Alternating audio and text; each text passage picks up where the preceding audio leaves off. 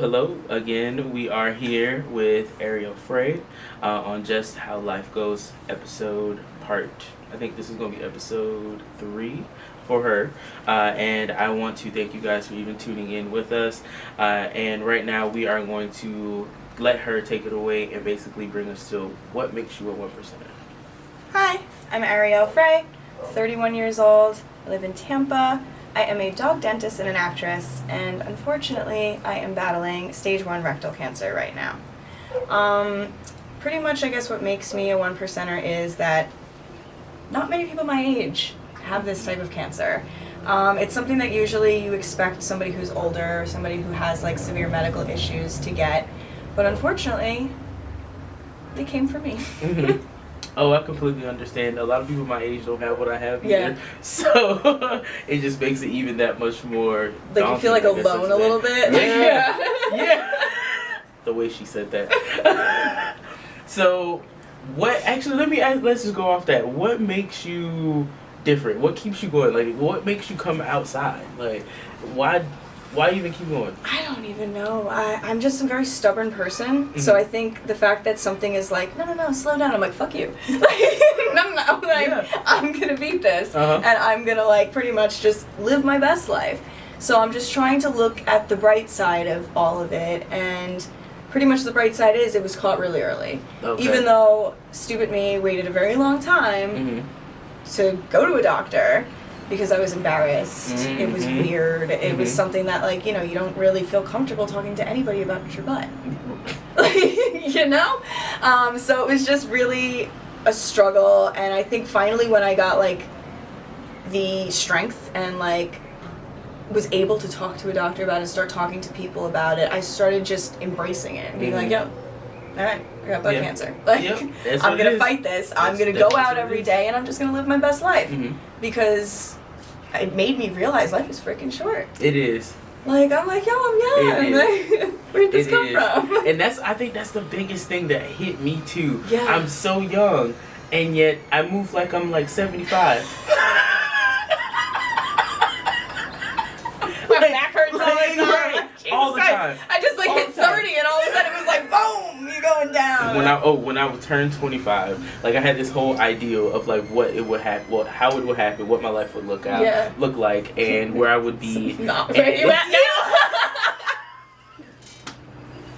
No, not at all. Like even going further back when I was 18, like, you know, you have that whole like soon as you graduate high school, you had this plan. I had so many plans and I'm anywhere where I thought I was gonna be, but I'm happy. Oh no, I will say that. I will definitely say that. I am definitely happy. I definitely don't regret the things that I went through to get to where I am. I possibly would have made a couple smarter decisions, but however, I don't regret any of my decisions. But however, like I had this whole plan. I was going to be, you know, this big neurosurgeon. Like that was my goal. Right. Paging Dr. Shepard. I wanted to be this big neurosurgeon. Like that was my whole dream. I wanted to be a world-renowned neurosurgeon. I wanted to find the cure for Alzheimer's, dementia, and all these things. You watched too much Grey's Anatomy. No, this is before I even watched them like that. I had this whole idea, and who would have known? I love that show. But like now, and I look back and I'm like, I'm very glad that I had that idea because I wouldn't have had this idea to do this documentary. Exactly, and I feel like it brings you full circle in a way. To where you're supposed to be. Exactly, which I want to go into it. Like for me, like when it comes to different things that actually brought me into my healing phase, and understanding what my disease is, how it affects me, and honestly how it affects even other people. I started to try and get into more natural remedies and things like that. So, which is why I know probably a lot of you guys are asking, why do we got a tray of weed right here? Well, that's one of them. So that's for me. I need one like, shoot, I don't even know how often. Every day. Because all day. If I could put an IV in my arm that did not hurt and it just stayed there. If it was vitamins, just like I wouldn't need any pain medication. I would be totally fine. Totally fine. No, it but helps. While we're here, we're definitely going to be smoking this, just to let you guys know. But like it's just It's just a help. Yeah. And I didn't anticipate it because I, like, growing up, like, you know, like your family, like, shuns. I used to be such a good girl growing up. My mother was like, waits for Satan. I'm like, oh, Jesus. That's the gateway drug. This is drugs. This is your brain on drugs. Exactly. Like, you're going to die. And then started helping with so many things. They're basically calling people crackheads, like, at this point. Yeah, absolutely. Like, the whole initiative about, oh no, marijuana, and now to hear that they're going to, like, the whole declassify it and all these things now, and I'm just like, it took y'all this long? Seriously. It's a plant. It's a plant. And the help what that does it do? does. It just makes you feel great. Like, oh, God, it is super beneficial. Takes the pain right away. Like, forget the whole mental stress and all that, but, like, for people who can't even hold food down. Yes. It helps. Like, when I started my oral chemo, like, it was awful. Like, I was getting mouth sores. I was getting nauseous. I was throwing up. I was, like, going the other way. Like, and I was just like, this is a nightmare. Mm-hmm. And, I mean, it doesn't cure me. Yeah. But it took, like, it made me hungry, so I was able to eat. It helped with the nausea. It helped with the headaches. It even made my mouth, like, slightly numb from, like, smoking certain things. Exactly. And the mouth sores would feel better. So it has a lot of benefits to it. For me, it takes the pain away in different ways because, like, for me, like, my skin, and it gets inflamed. Yeah. So it hurts often. And it's like a chronic pain. Yeah. And I had got, like, on one of the segments I talked about this already, I had got so hooked on ibuprofen. Because that was the strongest thing they would give me before actually putting me on real opioids. Exactly. So, and I was like, I don't want to do that. No, because I don't tried be, like, I tried the addicted to whole, something. what was it? They gave me oxys one time. I was like, what? Like I'm floating. Like, I feel like I can fly. That's right. That was the first time I ever took them, and that was the last. I was like, yeah, no, this is way too strong for me. Like, and I see now how people get hooked on those so hard. Yeah. And then when it comes to ibuprofen, I had no idea I was even hooked on it until one day I ran out of them. And I was like, I gotta go to the store. Yeah. What's going on? And this is before I really took the whole marijuana thing as serious as I did. And it's not even just THC. Like, CBD is also amazing. It helps too. The oil, the tinctures. Yes. Like, might be TMI, people. But, like, when I had surgery to remove the mass that was cancer, I was in, like, excruciating pain. I mean, come on. Imagine somebody hacking at your butt. It was so painful. I was, like, done. I couldn't even smoke because I couldn't cough. Oh, God. If I coughed, I, like, popped a pressure, stitch. yeah. Like, I was bleeding everywhere. It was disgusting. So my friends were amazing and went out and got me, like, a whole bunch of gummies, tincture, like, honeys to put in my food. And I was like, you guys are great. And it helped so much. When I was in super pain after the surgery and, like, certain things weren't helping, even, like, the hardcore pain meds, like, down there going to the bathroom was like, oh, my God. They gave me lidocaine gel, which was great. When I had my second surgery, they gave me CBD cream, which is supposed to be, like, similar to the lidocaine. And I was like, I'm gonna put weed on my butt. And I was like, this is great. And it freaking works. And it was like it would take some of the pain away. And I was like, this is great. Like, so yeah, they have, like, a gel that you could, like, put on your, it's CBD. You gotta get a prescription, but it's awesome. No. I have, let me say that. I had one before. It's amazing. And it was the best thing ever. I used to go to, I think it was called Terra Wellness and Move. Oh, I've heard of Move, yeah. Oh, I used to actually, like, for Move, like, their brand, love them. Because of the different tinctures and the different things that they have. Yeah, no, they got a lot. Yeah. They got a lot. I love it. And I love how, like, different ones, like, now they are being way more selective and when it comes to, like, giving you the information and stuff like that. Because, like, I want to know, like, what it'll help me with, you know? Let me know. Exactly. Is it going to make me creative? Yeah. Is it going to make me feel good? Mm-hmm. Am I going to pass out? Like. Yep. So now, what's happened for me? Like, I've actually developed a what they call a sciatic nerve in my back, and it goes down my leg. From my, because I have one that is like a persistent one that stays there right on my back. Oh my gosh! So, like, certain ways I have to sleep, certain ways I have to walk, and this helps. Like, it's just. it's just unexpectedly. I didn't know I would, because like they tell you so much in school, like, oh, don't do it. I used to be the good child. Yeah. I'm never gonna smoke pot.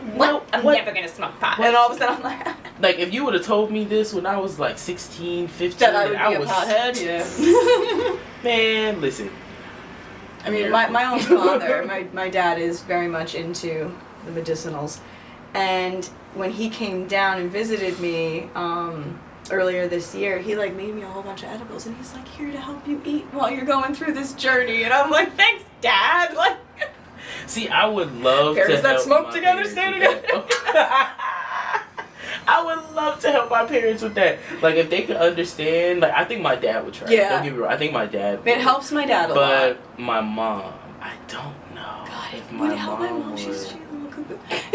No, my my mom just has so many. She I'm has so much physical pain.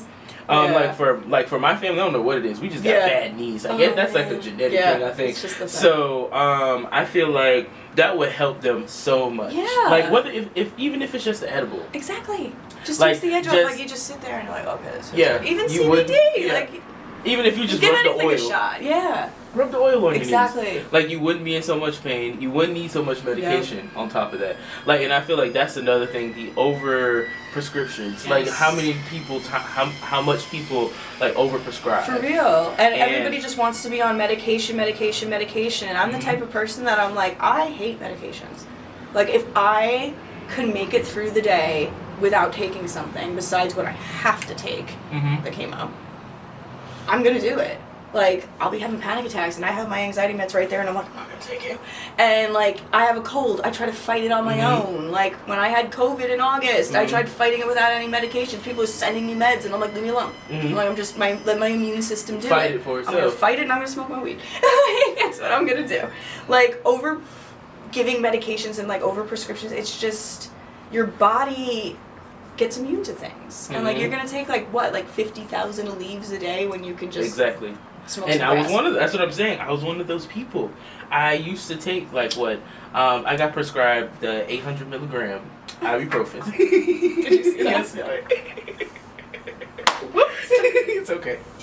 So I got prescribed like the 800 milligram ibuprofens. Those are my favorites. Listen, if I had a medicine by choice, that would be one when it came to pain relief. And then when what was it? I grew up no longer on my parents' insurance. So my God, isn't that the world's worst birthday? Oh my God. The world's worst birthday. Like, it's literally like, here you go, die. Exactly. Here's life. Figure it out.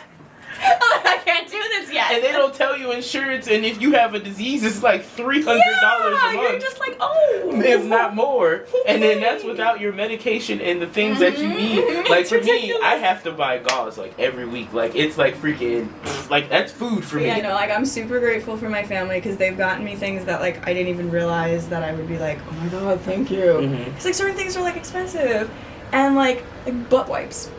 What the fuck? I hated them. Listen. And now it's like the only thing that I can use and I'm just like, just buy them in bulk. Fucking gauze pads, like you were saying. Oh my gosh. Iodine wipes. Alcohol what's wipes. What's your favorite size? I got it. Gauze pad? Yeah. I like the nice little tiny square. Like 3x3s? Yes! Why is this a thing?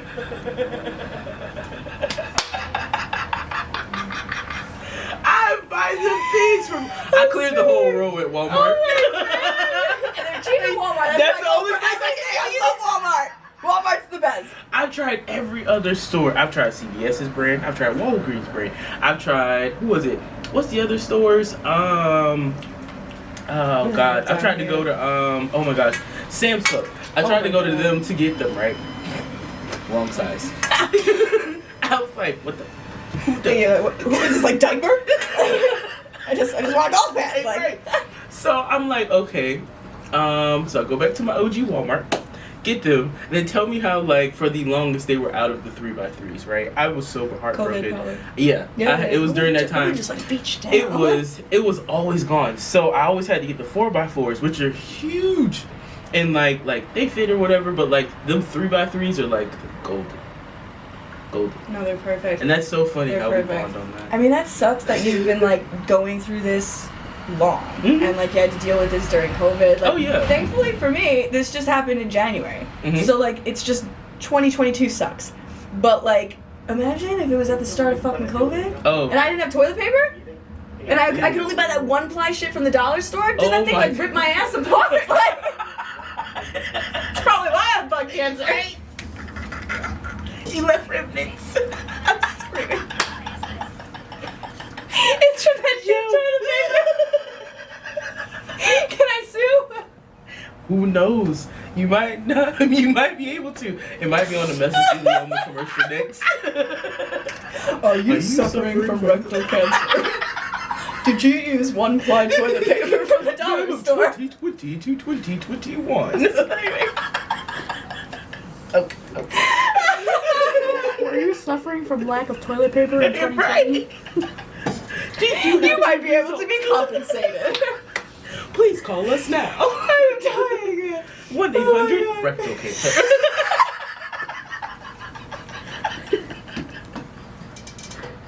This is the most fun I've ever had talking about my cancer. God. Oh my god, I'm Same.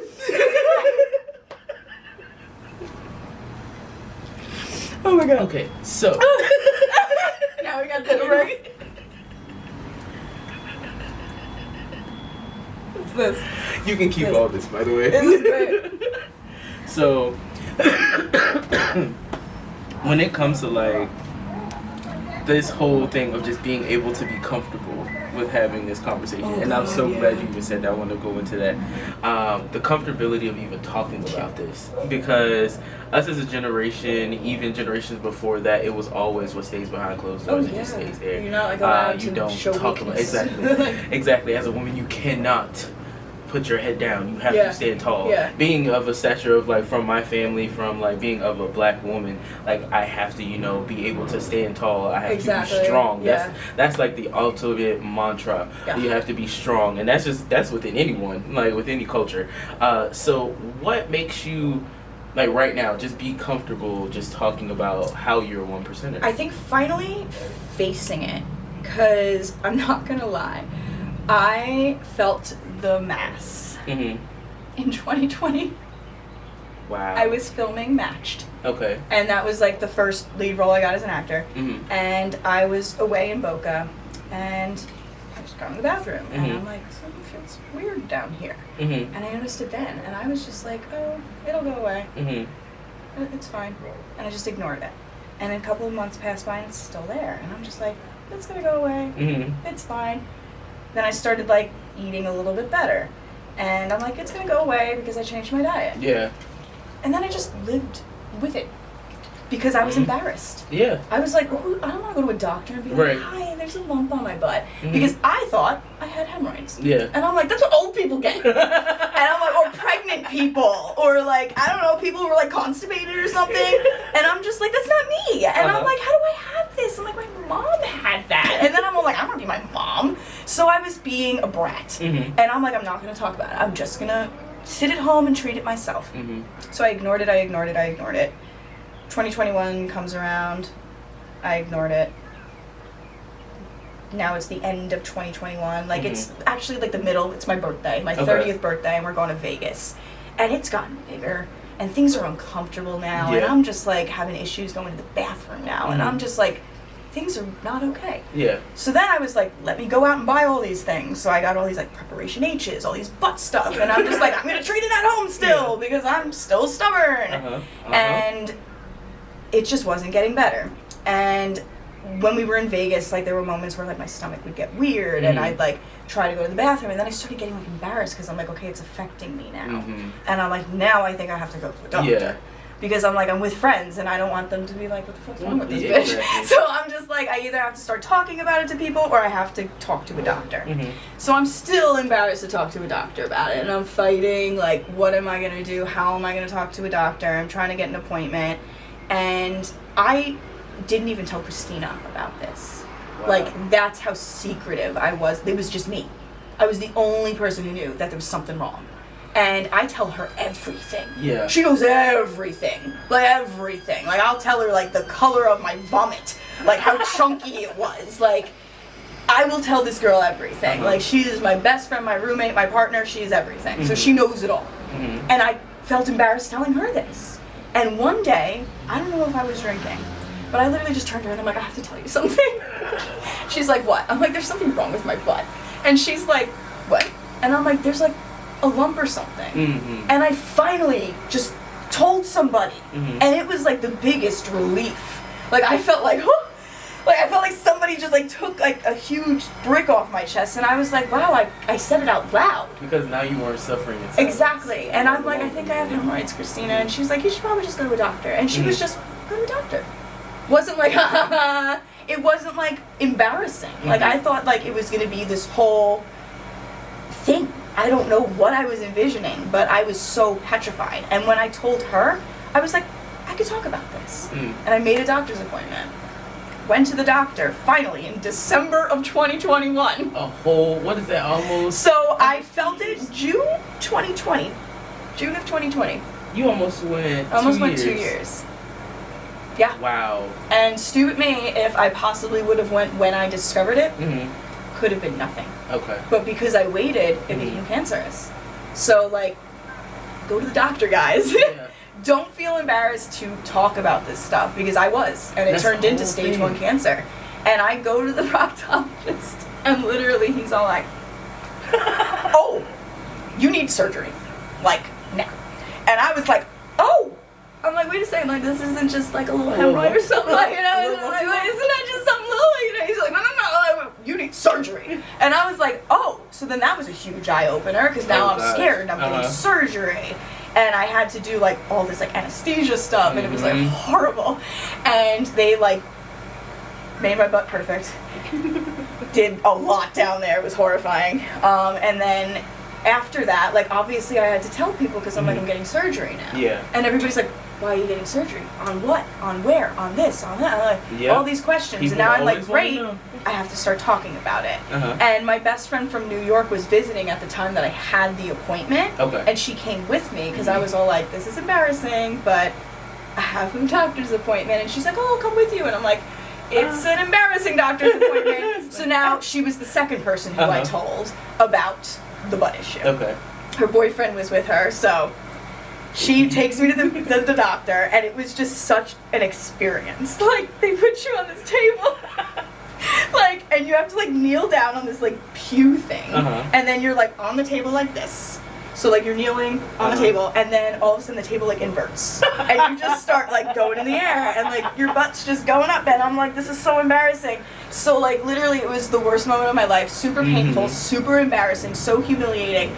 But it was, like, I took that, and I, like, turned it into comedy almost. So, like, when I went home, I, like, was telling her boyfriend, I'm like, yeah, they got me on this table, my butt's up in the air, and he's dying laughing, and it just became easy. Yeah. And then when people started asking me, what are you going to get surgery for? I'm like, I got a mass on my butt. It's an ass mass. Got an ass mass. Gotta get that off. And then, like, it became comfortable talking about almost everything associated with it. Like, guys, hold on, I gotta go to the bathroom right now, it's acting up. Like, guys, I don't feel good, this is painful. Guys, I gotta sit on a butt cushion because my butt hurts. Like, it's now just easy.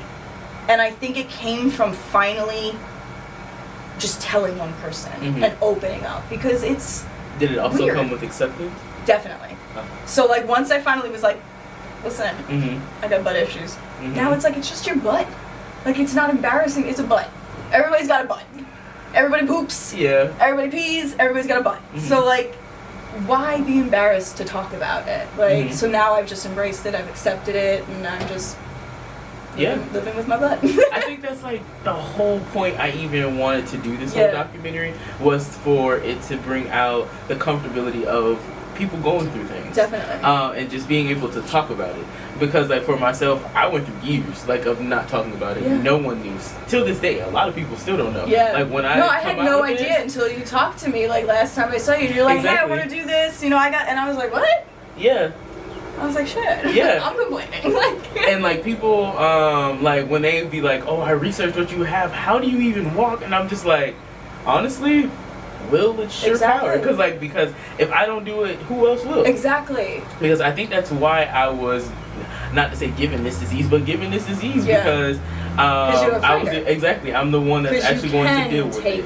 Yeah, exactly. And that's why, even though like I want to go out and I want to do these things, like, but like sometimes I can't. Sometimes you just gotta chill. Yeah, sometimes I can't. Okay, I gotta take a chill pill. Gotta take a break. And that's the hardest thing. Yeah. I think that's the hardest thing I ever had to teach myself. Oh yeah. Was to actually tell someone no. Exactly. Like I can't. And I I've can't had see to do you. that like a little bit Exactly. during this year, and it's been like crazy because I've been like, oh, like finally you're putting yourself first. And Exactly. like I can't come to work today. I can't do this today. I can't go out today. And it's like you gotta do that sometimes. And it's like you just gotta be strong. And like I think you're right. Like you are 100% strong, but like the only person that can like deal with that shit. Like out of my family, God, if anybody got this. Yeah.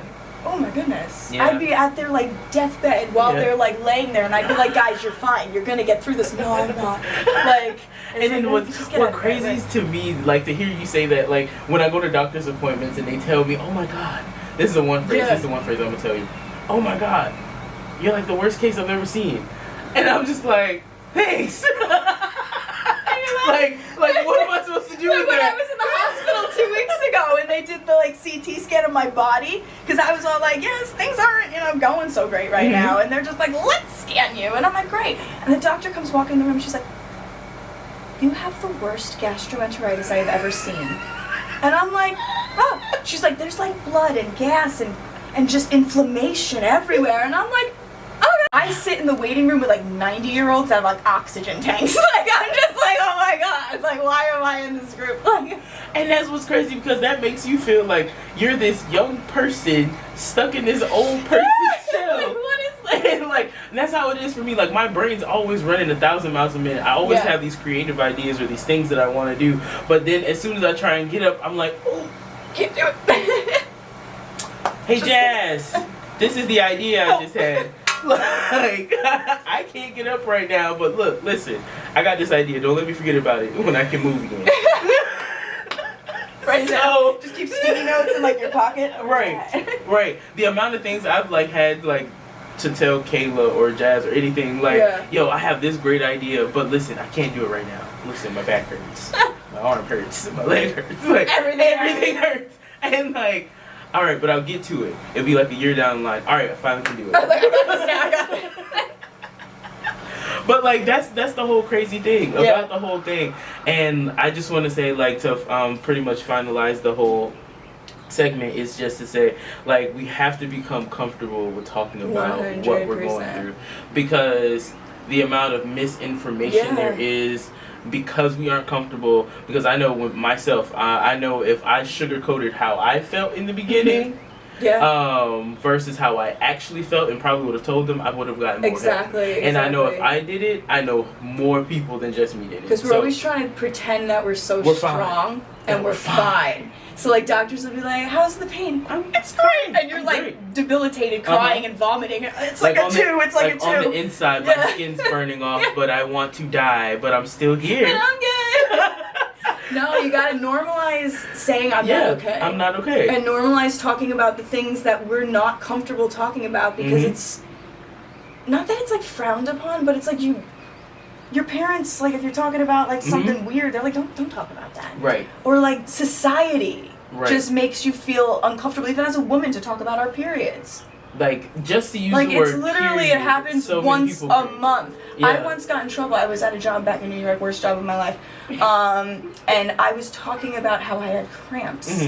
And I was like, oh, I have such bad cramps, I'm like bleeding to death. And I got in trouble because there was a male coworker behind me, and that's gonna make him uncomfortable. You can't be talking like that at work.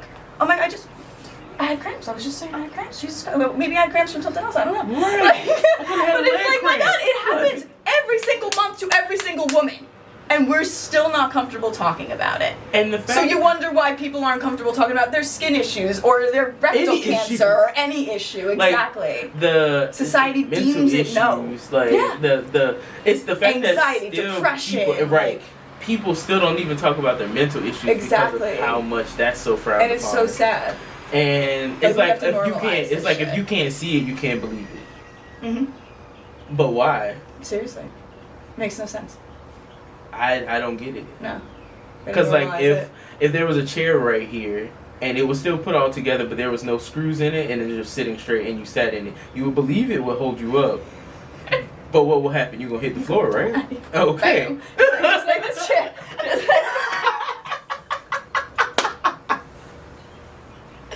Going down. But hey, that's pretty much what I wanted to get across for this segment, was to just bring to people and saying we got to start being comfortable. Hell yeah. We got to. I agree.